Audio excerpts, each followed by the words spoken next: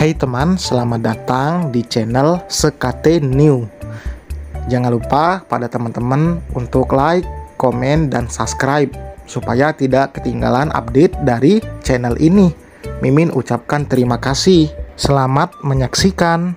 Sandiwara bangkrut sang direktur ke istri bab 87. Apa?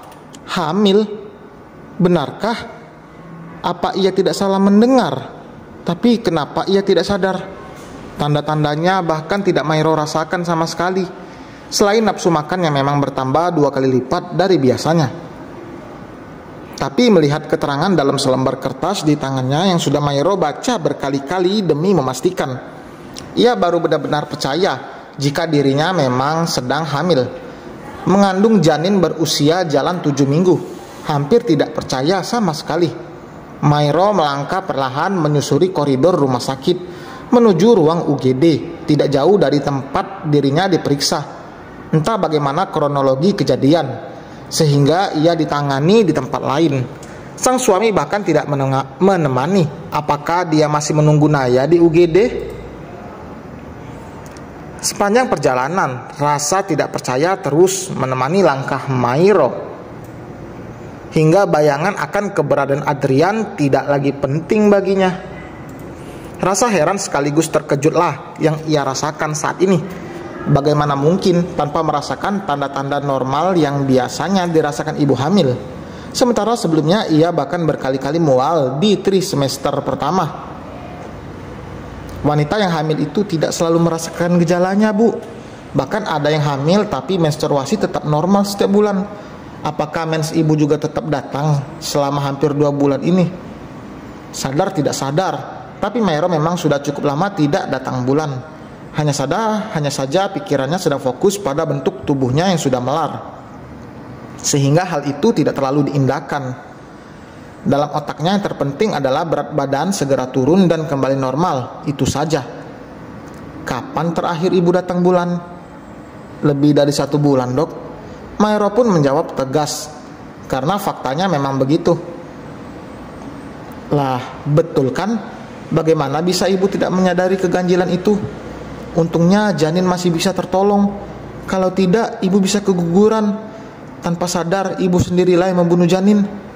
Sejenak, Mairo menghentikan langkah ketika menyadari ada toilet di tengah perjalanannya. Ia buru-buru masuk ke dalam. Tanpa pikir panjang, Mairo meluapkan tangisan keduanya yang sejak tadi ia tahan. Rasanya tidak puas meratapi penyesalan di depan dokter Fatima saja. Sudahlah, Bu, anggap saja ini pelajaran untuk ibu sendiri. Bersyukur Tuhan masih bisa memberikan umur untuk janin ibu berkembang, walau sebenarnya cukup lemah. Saya akan beri ibu resep vitamin dan obat penguat kandungan. Jangan khawatir tubuh melar, Bu. Untuk sekarang yang penting jaga kesehatan diri dan janin ibu ya. Mairo semakin menangis terguguh ketika penjelasan dan saran dokter Fatima terus terngiang-ngiang di telinganya. Rasa bersalah dan penyesalan masih tak bisa hilang begitu saja. Bagaimana bisa ada malaikat kecil di dalam sana sedang memohon asupan bergizi? Ia justru hanya memberikan setengahnya demi mendukung program dietnya. Suara tangisan Mairo cukup kuat sampai terdengar keluar bilik di dalam toilet, hingga tanpa sadar ia telah memancing perhatian seseorang di balik bilik itu. Mbak, ada apa? Mbak gak apa-apa? Sontak Mairo terdiam setelah menyadari seseorang di luar menanyakan keadaan dirinya. Iya Mbak, saya gak apa-apa, maaf ya sudah mengganggu, sautnya cepat demi tidak membuat wanita di luar khawatir. Syukurlah kalau gitu Mbak, cepet keluar ya Mbak. Kalau ada masalah apa-apa jangan sungkan bercerita sama orang lain, biar hati Mbaknya plong. Wanita itu memberi saran membuat Mairo semakin tidak enak hati. Iya Mbak, terima kasih masukannya, saya nggak apa-apa kok. Mairo menyaut lagi, memberi jawaban pasti agar wanita di luar secepatnya pergi. Mairo sendiri sadar dengan ucapan wanita itu. Tangisan yang ia keluarkan tidak lain hanyalah untuk meluapkan kesesakan dalam dada yang tertahan, meredakan penyesalan yang begitu membuatnya merasa berdosa. Setidaknya air mata emosi yang ia keluarkan bisa sedikit melegakan hatinya. Iya Mbak, sama-sama. Ya sudah mbak, saya tinggal dulu ya. Maaf kalau saya ikut campur urusan mbaknya, saya cuma khawatir aja. Iya mbak, nggak apa-apa, saya juga minta maaf sudah mengganggu kenyamanan.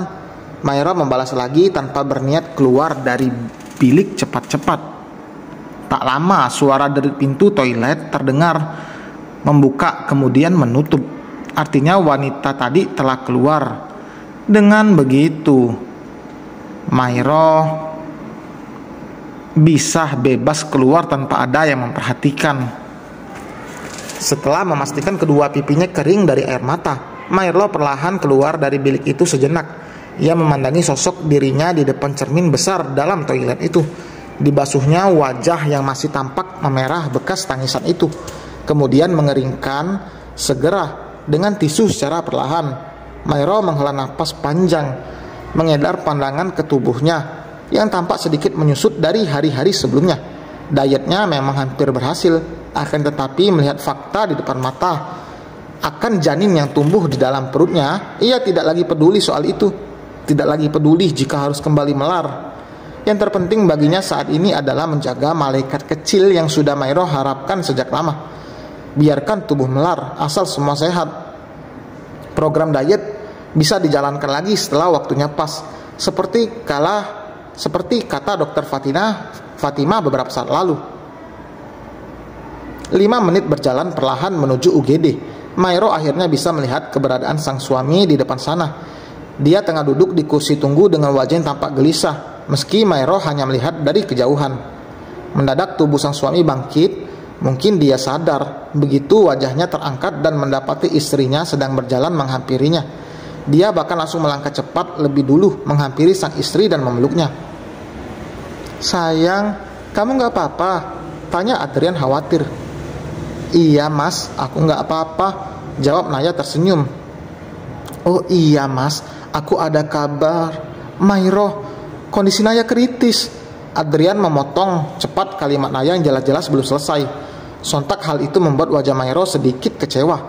Pasalnya ia ingin memberi kabar gembira yang baru ia dapat. Sayangnya harus tertunda dengan kabar yang lebih dulu sang suami ucapkan. Tapi dalam kondisi saat ini memang tidak pas untuk Mairo kabarkan mengenai kehamilannya pada Adrian. Rasanya lucu jika harus bergembira di atas rasa derita yang Naya alami. Biarlah, yang penting jaga diri saja, pikir Mairo. "Kritis? Kok bisa mas?" tanya Mairo kemudian, sambil melangkah santai mengikuti langkah sang suami menuju kursi tunggu. "Iya, kata dokter yang menangani, penyakitnya sudah menjalar semakin parah." "Terus, apa masih ada kemungkinan dia untuk sembuh?" "Entahlah Mai." Di sela-sela obrolan yang masih berlangsung di kursi tunggu, seorang dokter tiba-tiba datang menghampiri Adrian dan Mairo. Segera bangkit begitu menyadari wajah sang dokter tampak mengkhawatirkan itu. "Bagaimana kondisi pasien bernama Naya dok?" tanya Adrian lebih dulu. Meski sang dokter tampak akan menjelaskan, ia dan Mairo saling pandang sejenak sambil menanti penjelasan dari dokter. "Begini Pak, Bu, kondisi pasien."